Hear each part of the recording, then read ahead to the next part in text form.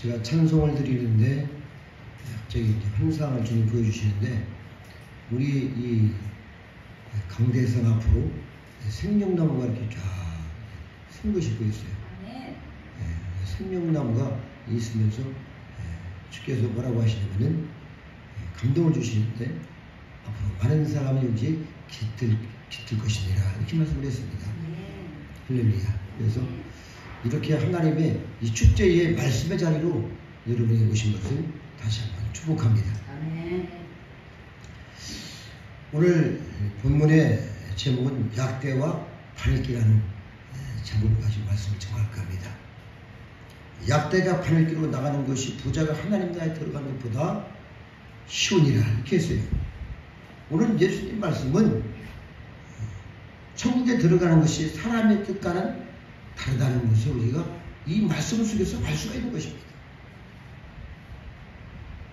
옛말에 각다기는 걸러먹고 약대는 통으로 삼긴다. 또 내 눈에 들보라는 이런 표현을 우리가 성경에서 볼 수 있어요. 상당히 지어려운 표현이라고 저는 생각을 합니다. 어떻게 들보가 우리 눈에 들어가겠습니까? 어떻게 바늘기로 나가며 사람의 입을 통째로 삼키겠습니까? 엄청난 과정인 동시에 해학적이기도 한 그런 말씀임에도 불구하고 아주 많이 비우는 것 같은 세상을 비웃고 부자를 비우는 것 같은 그런 내용이 아니겠습니까? 이 말씀이 아주 깊은 것을 설명을 하는 것이죠. 말씀 자체가. 여러분 약대 당시 낙타는 팔레스타인 지방에서는 흔히 볼 수 있는 아주 큰 동물입니다. 쉽게 말해서. 나머지 고양이 여러분 아시잖아요. 참 것도 있고 그렇지요. 그러나 낙타는 말이죠. 짐도 싣고 사람도 싣고 엄청나게 큰 것이죠. 우리가 아프리카 가면은 코끼리를 쉽게 볼 수 있어요.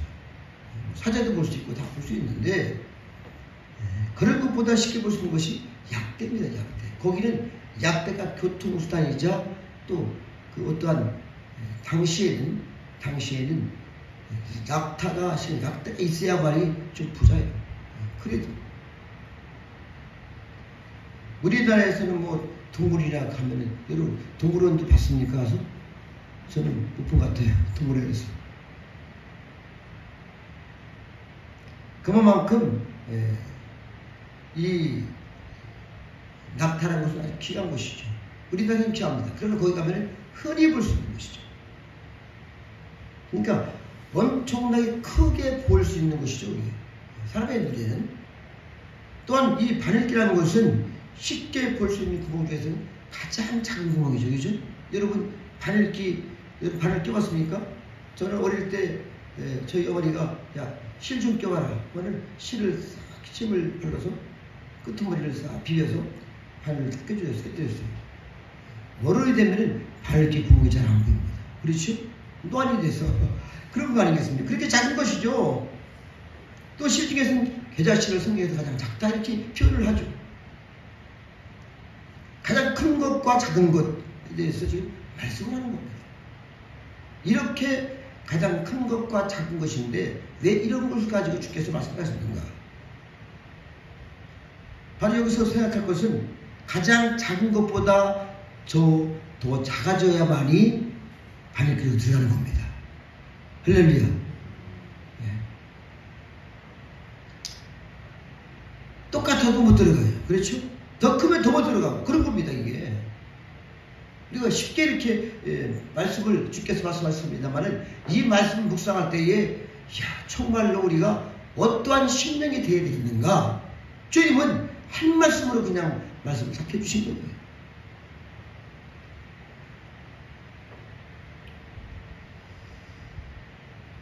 오늘 본문의 문맥을 살펴보면은 어떤 성경에는 분명히 기록하고 있습니다. 부자가 한 율법사가 청년임에도 불구하고 부자예요. 하여튼 재산을 물려받았든지 어떻게든지 하여튼 상당히 부자고 율법사입니다. 그러니까 바리새인 정도 되겠죠. 그렇죠? 그러니까 말씀을 잘 알고 아주 그냥 이 모든 것이 구비되어 있는 그런 분이 인물임에도 불구하고 특별히 예수님 옆에 나온 겁니다. 여러분, 그렇게 훌륭한 분들이 예수님 옆에 나오겠어요? 잘 안 나온 겁니다. 이게 부자들이. 그런데 나왔어요. 왜냐하면 예수님께서 지금 오셨는데 사실 이 우주적 사건이죠. 일생에 한 번 있을까 말까한 이러한 예수님을 본다는 자체가 축복입니다. 할렐루야. 그 자리에 나온다는 자체가 엄청난 은혜죠, 이게. 더군다나 많은 사람 중에서 지금 1대1로 예수님과 같이 동석을 하면서 대화를 하는 거예요. 여러분, 얼마나 이것이 큰 영광입니까? 어쨌든 정말 이렇게 쉽지 않은 그런 만남이 이루어진 것이죠. 오늘 이 청년 부자 7사는 정말 예수님께서 아주 귀한 기회를 주신 것입니다. 또한 이 친구가 아주 귀한 마음을 가지고 왔어요. 여러분, 병든 사람은 저희 센터도 보니까 병들어야 오더라고. 참 희한해요. 병들어야 와. 병든 사람은 예수님께 나와서 고침받을까 하고서 나오는 것이 당연하죠. 당시에는 뭐 그렇게 의학술도 발달되지 못했고, 더군다나 아무리 약을 먹고 의학이 좀 있다 하더라도 잘 고쳐지지 않는 것이죠. 그러나 예수님 한 말씀이면 고쳐진다는 소문을 들었기 때문에 나온 겁니다. 그렇죠? 많은 사람 나왔잖아요. 그러나 이분은 그것이 아니라 영생을 모델로 나왔습니다. 할렐루야. 영적 수준이 틀린 거예요. 여러분도 좀 수준 높은 사람들이 되시기 바랍니다. 할렐루야. 세계적인 하면 좀 하나님께서 보실 때에 좀 이러한 천국의 소망이요, 이 영적으로 상당히 수준 높은 그런 사람들이 모이는 곳이 되어야 되는 것이죠. 제 소망입니다. 부자가 삶이 있는 것은 정말 어렵습니다. 왜냐하면 부자는 자기가 어떠한 것을 물질적으로, 또한 물질이 넉넉하면 사람이 마음도 넉넉하고, 제가 보니까 그래요. 상처도 좀 적고 그렇습니다. 그런데 이 친구는 지금 영생을 얻기로 결정을 하고 나온 겁니다. 할렐루야. 여기까지는 대단한 것이죠. 그죠? 얼마나 좋습니까? 정말 동기도 좋고, 목적도 나고, 상당히 누가 봐도 정말 직도 좋고, 직도 아주 풍부하고, 그러니까 누가 봐도 나발할 데 없는 그런 청년이죠. 문제는 한 가지가 있습니다. 예수님께서 말씀을 했어요. 영생을 어떻게 하지 않겠습니까? 물을 때에 제가 계명을 지켜라 했죠. 그렇죠? 그러니까 제가 어려서부터 살인하지 말라, 가림하지 말라, 뭐 주일 지키고, 금식하고, 기도하고, 제가 어려서부터 지금까지 모든 것을 다 지켰습니다 그랬어요. 근데 예수님께서 그럼 너는 합격! 이렇게 할 수 있죠. 지금 세상에서 그렇게 하는 분이 봤습니까? 너를 시켜봐도 없어. 그 정도면 대단한 것이잖아요. 근데 주님께서는 딱 한 말씀을 하시는 거예요. 내가 가지고 있는 것은 모든 것을 가난한 사람들을 위해서 다 팔아서 주고 나를 따르라. 이 말씀 한마디 딱 했습니다. 여러분, 지금 그 말씀 한마디에 이 친구가 아주 막 곤란한 상황이 온 거예요. 이 재물이 정말 근심이 되는 거예요. 걸림돌이 됐습니다. 걸림돌이 됐어요.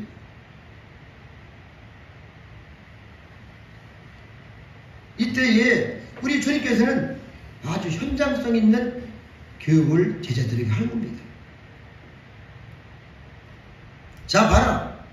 부자가 천국에 들어가기를 낙타가 약대가 밟을 길을 통과하는 것과 더 어렵다. 이렇게 했어요. 할렐루야. 불가능하다는 것이죠.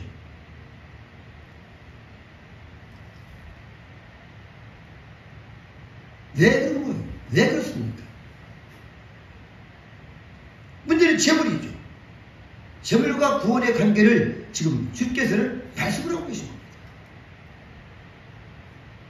부와 믿음의 관계를 말씀하시죠. 우리 믿는 사람의 재물관과 물질관에 대해서 정확하게 한마디로 함축성 있는 말씀을 지금 해주고 계십니다. 여러분이 가장 사랑하는 것이 무엇입니까? 물으신다면 뭐라고 대답하겠어요? 누구든지 자신있게 예수님 하시겠죠. 할렐루야. 아멘이잖아요.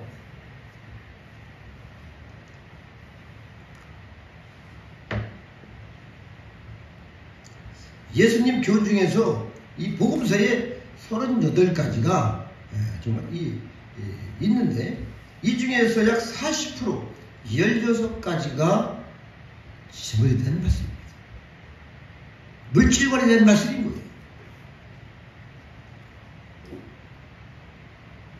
또한 이 복음서의 교훈을 전체적으로 볼 때에는 10절 중 3절에 해당하는 그것이 돈과 관련된 말씀을 하고 계십니다. 그래서 윌리엄 템플이라는 이 사람은 기독교는 가장 실질적으로 물질적 문제를 소홀히 하지 않는다고 이렇게 말씀을 했습니다. 그러면 우리는 이 물질 문제를 아주 중요하게 생각하면서 물질 문제를 업체 문제를 우리가 어떻게 잘 풀어갈 것인가를 우리가 지혜롭게 생각을 해야 되는 것입니다. 본문은 주제가 구원이 되어서 동시에 재물에 대해서 말씀을 하고 있는 겁니다. 영생과 재물 이렇게 말씀을 하는 것이죠. 제가 이 제목을 그렇게 하려고 했어요. 그러면은 사람들이 보고서 영생과 재물 할까봐 약대와 바르겠습니다.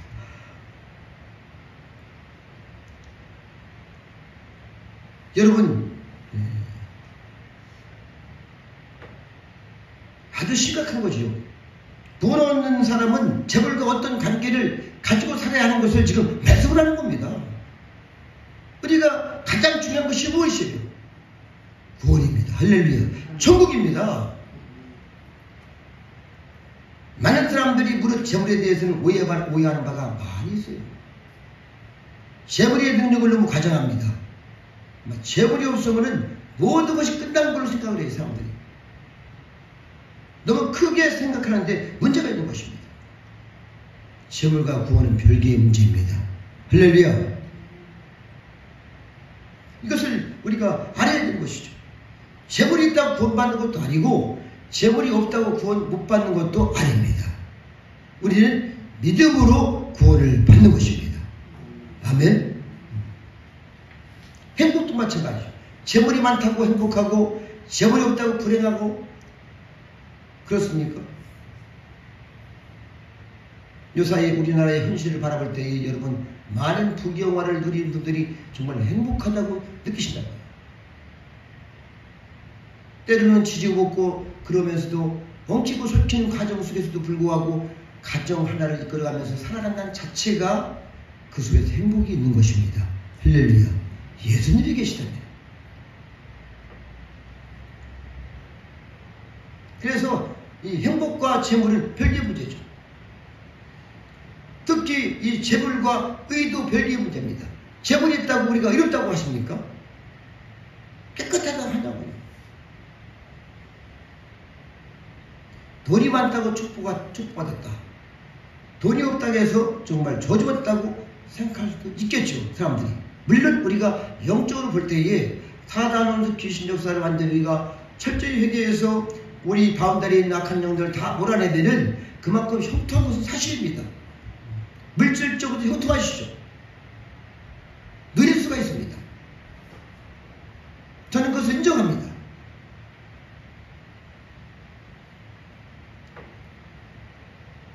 오늘 본문에 나타난 내용들을 보면은 정말 다른 시장에서 부자가 될 수가 있습니다. 할렐루야. 우리가 이것을 이해를 해야 되는 것이죠. 바른 취향 가진 사람이 부자가 되는 것이죠. 여러분, 부자라는 것은 말이죠. 돈이 많은 사람을 부자라고 합니까, 여러분? 제가 봐서는 영육간에 그래도 수준 있는 사람, 욥처럼 신앙이 철저한 사람을 부자다 이렇게 할 수 있어요. 할렐루야. 나머지 그냥 돈만 많은 사람들은 졸부입니다. 졸부. 부자가 안 되는 거예요. 졸부죠, 졸부. 재물은 여러분 축복도 될 수 있고 저주도 될 수 있습니다. 그렇죠? 그래서 이 돈의 이 힘을 그래 금력이라고 하는데 이것은 때로는 마귀의 역사가 될 수도 있다. 그것은 뭐냐면 그것을 사용하는 방법에 따라서 사용하는 일에 따라서 정말 하나님의 뜻을 앞세울 때에는 아주 소중한 재물이 되지만은 이것이 때문에 우리가 큰 시험거리가 되고 걸림돌이 되고 심지어는 오늘 본문의 말씀대로 천국에 못 들어가는 것이죠. 그렇다면 여러분 어떻게 하겠습니까? 이렇게 재물은 때로는 마귀와 악마처럼 우리 앞길을 사람들의 앞길을 막는 것이죠. 만약에 하나님보다도 재물을 더 좋아하면 이렇게 되는 것입니다. 할렐루야. 재물이 우선적으로 우상을 숭배하고 있는데 어떻게 하나님 믿겠습니까? 하나님이 없는 것이죠. 그래서 재물을 바로 관리하지 못할 때에는 반대로 우리가 사람들이 재물에 넣어야 되는 겁니다. 재물한테 종속이 되어버려요. 우리가 재물을 다스리고 재물을 갖고 누려야 되는데 불구하고 벌벌 떠는 것이죠. 그래서 문제는 이 재물보다 하나님보다도 재물을 더 좋아하는 여기에 문제가 있는 거예요. 그러다 보니까 아무것도 안 보이는 거예요. 재물만 보여요. 재물만. 여기에 재물이 매력이 있어요. 때로는 매력도 있고 눈에 보이는 것이 현실적이고 만능 으로 보이고 화려해 보이고 또한 엄청난 그러한 자기가 돈만 있으면 역사를 할 수 있다고 다 생각을 합니다. 그래서 부모도 보이지 아니하고 때로는 돈 때문에 형제도 보이지 아니하고 하나님은 말할 것도 없고 그런 사람이 무슨 하나님 믿겠습니까? 하나님 없죠. 그러니까 구원하고는 거리가 상당히 멀은 것이죠. 요새 보세요. 자식도 안 보이고 부부도 안 보이고 때로는 그래요. 돈 때문에 헤어지고 이게 사단이죠. 그래서 하나님은 뭐라고 하셨습니까? 돈은 일만하게 뿌려야겠습니다. 그러나 우리가 이 재물을 관리를 잘하면은 정말 많은 사람들을 할 수 있고 또한 이 땅에서 정말 아름다운 삶을 살아갈 수가 있는 것입니다. 할렐루야. 그래서 우리가 이 재물관을 확실히 가져야 돼요.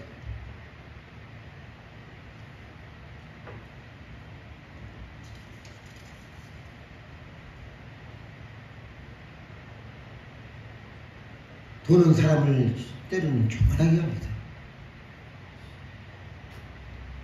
안 보이는 만들어요. 인권도 상관없고 영생은 다음이고 돈 있으면 다 되는 줄 알고. 제가 오늘 이 청년을 바라보면서 다 버린다고 하면 주 앞에 따라간다고 했으면 주께서 다 버려 이렇게 했을까 한번 생각을 해봤어요.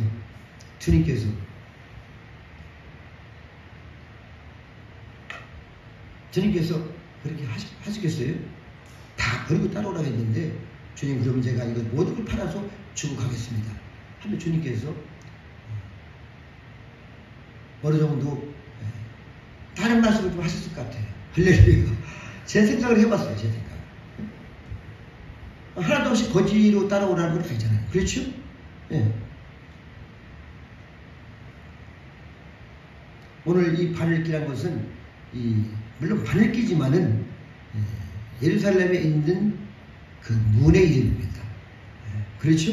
그래서 예루살렘은 큰 성이기 때문에 낮에는 성문을 활짝 열어놓고 사람들이 왕래를 할 수 있도록 했죠. 그러면서도 밤이 되면은 이 성을 지키기 위해서 문을 다 닫습니다. 닫고 조그만 문이 있어요. 거기가 이제 바늘기인데 그 바늘기 문이에요. 그래서 사람들이 밤에 만약에 어떤 일을 하다가 늦게 오면은 낙타를 타고 오면은 그 얘기 봅니다. 낙타를 타고 오면은 사람이 먼저 들어가고 낙타 있는 짐을 다 내려놓고 낙타를 꿇어 엎드려서 완전히 그냥 끌고 들어가야 돼. 끌고 들어가고 짐을 다시 옮기고. 이렇게 작은 거리죠. 이렇게 힘들다는 겁니다. 할렐루야. 그것을 말씀하는 거예요. 저번에 대해서 만약에 저번을 더 살아가면은 이렇게 힘들다는 겁니다. 여기서 제자들이 다시 한번 반문을 합니다. 제자들이 심히 놀라 서로 말하되 그런즉 누가 구원을 얻을 수 있겠습니까? 이렇게 주님이 여쭤봤어요. 주님의 대답은 아주 제가 바로 이거다. 바로 이거죠. 사람으로 살 수 없으나 하나님으로서는 다 하실 수 있느니라. 아멘. 엄청 교만해서 막 그냥 큰 높아서 거기를 들어가지 못하는 그 사람도 바늘 꿈보다 더 작게 만들 수가 있다는 것이죠. 할렐루야. 그 심령이 아주 겸손하게 만들 수 있다는 거예요. 왜? 사람의 환경을 통해서, 때로는 건강을 통해서, 자녀를 통해서, 여러 가지를 통해서 그 사람을 다 만들어 가는 것이 하나님이십니다. 할렐루야. 그러니까 우리가 이렇게 주님께서 여러분을 잘 만들어 가시는 것을 알고 있음에도 불구하고 우리가 먼저 하나님 앞에 납작을 들여서 기도하고 회개하며 달려가면 얼마나 행복한 얘기죠. 할렐루야. 꼭 그냥 어려움을 당하고 고난을 당하고 해야지 고난이 내게 유익이라는 성경이 꼭 이루어져야지 여러분이 저합니까? 그래야지 나오겠냐고. 저는 막 그거보다도 하나님께서 100배, 1000배, 만배 축복을 주시는 하나님 말씀이 여러분에게 임하기 바랍니다. 할렐루야. 또 하늘문을 열리고 야곱처럼 사도 바울처럼 말이죠. 하나님과 교통이 날마다 교통하고 그런 삶을 사시기 바랍니다. 거룩해야 되는 거 아니겠어요? 우리가 회개하며 그 길을 여러분이 스스로 열어가야 되는 거 아니겠어요? 그러려면은 특별히 우리가 정말 몸을 굽혀서라도 또한 때로는 저를 부정하더라도 말이죠. 사도 바울처럼 날마다 자기는 죽더라도 날마다 말씀 앞에 딱 무릎을 꿇는 것입니다.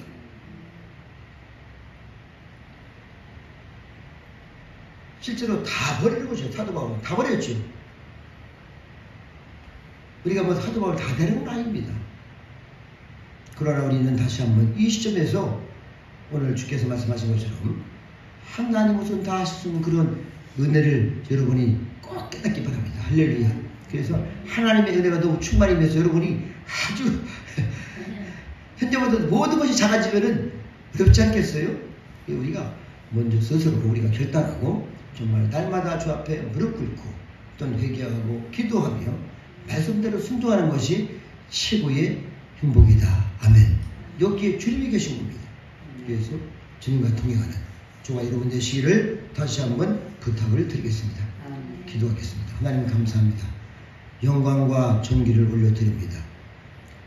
우리는 때로는 무지하고 어리석어서 아무리 주께서 말씀하셔도 귀를 막고 가슴을 막아서 주님의 음성을 들을 수가 없었습니다. 그래서 때로는 고난과 고통이 있었고 때로는 질병도 있었고 때로는 어려움들을 통해서 다시 주님의 음성을 듣습니다. 그러나 이제는 우리가 다시 한번 말씀으로 말미암아 믿음으로 말미암아 주님을 날마다 바라보고 교통하며 주님과 동행하는 삶이 될 수 있도록 하나님 종들 백성들에게 하나님의 사람들에게 다시 한번 지혜를 허락하시고 은혜를 부어 주시옵소서. 감사하고 예수님의 이름으로 기도드렸습니다. 아멘.